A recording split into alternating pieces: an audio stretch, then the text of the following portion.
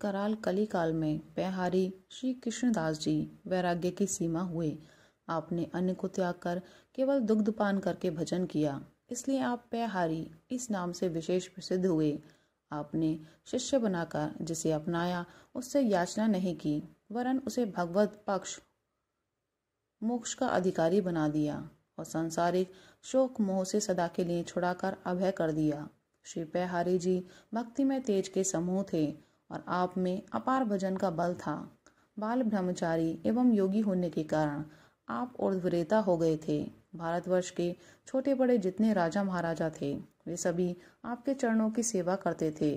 दधीची वंशी ब्राह्मणों के वंश में उदय होकर आपने भक्ति के प्रताप से भक्तों के हृदय कमलों को सुख दिया।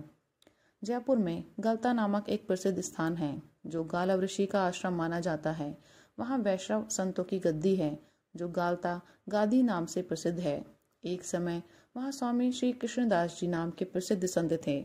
इन्होंने आजीवन अन्न के स्थान पर दुग्ध का ही आहार किया, जिसके कारण इनकी प्रसिद्धि पैहारी बाबा के नाम से रही।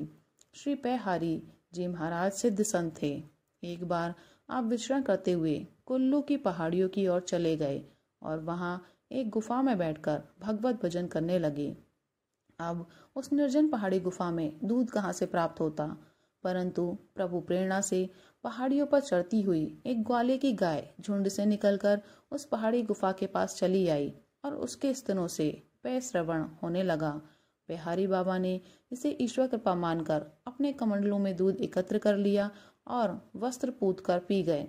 गाय फिर से जाकर झुंड में शामिल हो गई। अब तो यह नित्य प्रति का क्रम हो गया।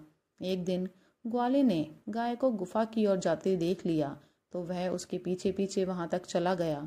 वहां का अद्भुत दृश्य देखकर वह जड़वत खड़ा रह गया।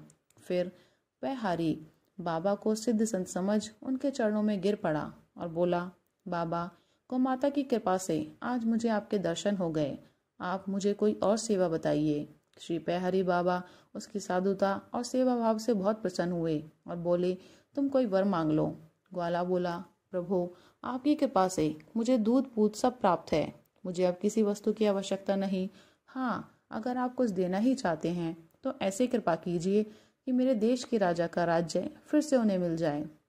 बाबा उसकी नीच प्रथा, स्वामी भक्ति और परोपकारिता देखकर बड़े ही प्रसन्न हुए और बोले कि तुम अपने राजा को यहाँ बुला लाना।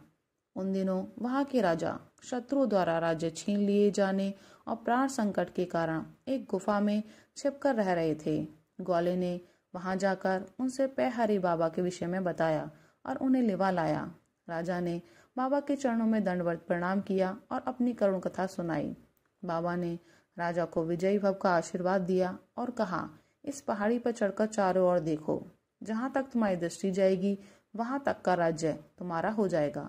राजा ने बाबा की आज्ञा का पालन किया और थोड़े ही दिनों में बिना किसी विशेष प्रयास के उनका खोया राज्य पुनः उन्हें प्राप्त हो गया। राज्य प्राप्ति के बाद राजा ने अपने संपूर्ण राज्य में संत सेवा और भगवत जन का आदेश लागू कर दिया। इस प्रकार श्री पैहारी बाबा की कृपा से कुल्लू राज्य के लोग भगवत भक्त हो गए। राधे राधे।